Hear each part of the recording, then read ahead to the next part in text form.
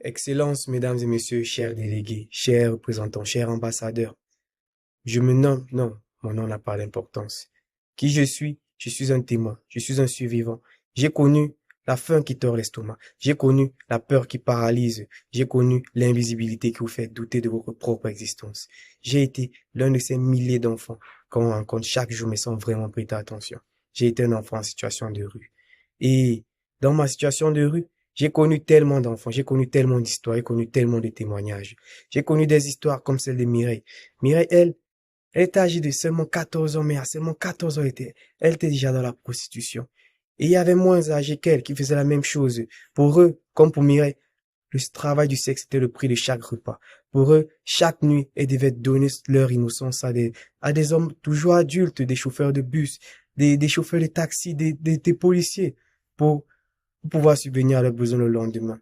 Je ne sais pas si elles prenaient le temps de dormir, je ne sais pas comment elles survivaient, mais je sais que chaque soir, elles enchaînaient client après client, cigarette après cigarette, elles enchaînaient misère après misère. J'ai connu des histoires comme ça, j'ai connu aussi avec les histoires, j'ai aussi compris que la violence sexuelle touche aussi les garçons. J'ai connu des histoires comme des enfants comme Frankie. Frankie, lui, âgé de 12 ans, lui voulait quitter la rue. Il voulait une main tendue. Il voulait de l'appartenance. Il voulait une famille. Il voulait se sentir aimé. Il croyait qu'il avait trouvé avec un homme âgé de la cinquantaine. Mais malheureusement, cet homme était là. Cet homme a pris le manque que Frankie ressentait comme, il a utilisé comment on appelle ça déjà, la manipulation affective, oui. Il a utilisé Frankie pendant plus de 10 mois. Pendant plus de 10 mois qu'il donnait à manger à Frankie. Chaque nuit après nuit, il volait son innocence. Nuit après nuit, il arrachait à Frankie sa capacité à faire confiance. Nuit après nuit, il détruisait Frankie petit à petit. Je sais,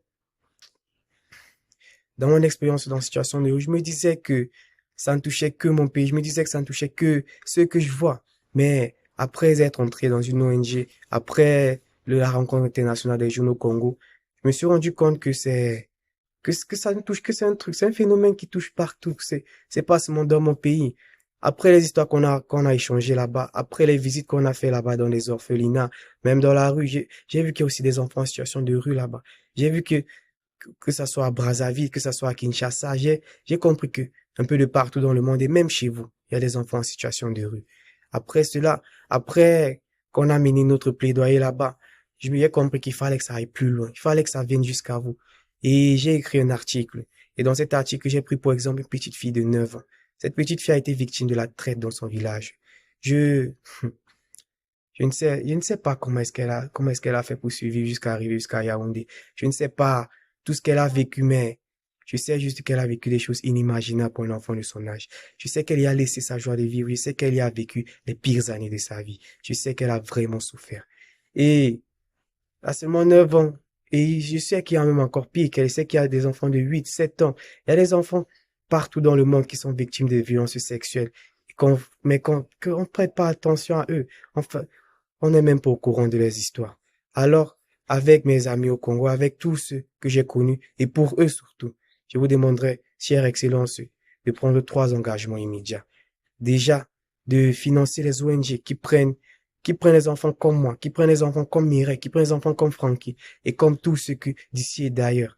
Financer ces ONG pour qu'elles gardent leurs portes ouvertes. Financer ces ONG pour qu'elles continuent à offrir des refuges, de l'éducation et de la santé à tous les enfants en situation de rue, tous les enfants qui souffrent d'ici et d'ailleurs. Aussi, mettons en place des mécanismes de plainte pour que les enfants victimes de violences sexuelles puissent se plaindre quelque part, pour que les enquêtes soient menées, pour qu'ils se sentent aussi protégés. Et enfin, permettez à ces enfants de connaître leurs droits. Et mettons en place des mécanismes aussi qui les éduquent sur leurs droits, qui leur permettent de comprendre qu'il n'y a pas que le corps qui peut leur sauver, mais aussi leur tête. Et pour vous, Maman Fatima, j'aurais 2 questions. Déjà, quelle action concrète les États pourraient-elles mettre en œuvre pour que les histoires que j'ai partagées ne soient pas que des histoires, mais mais des canaux qui amèneront le changement pour la vie des milliards et des milliers d'enfants en situation de rue. Et enfin, comment est-ce que les enfants en situation de rue pourraient comprendre pourraient sentir que les politiques et les décisions qui sont mises en œuvre visent à les protéger? Merci.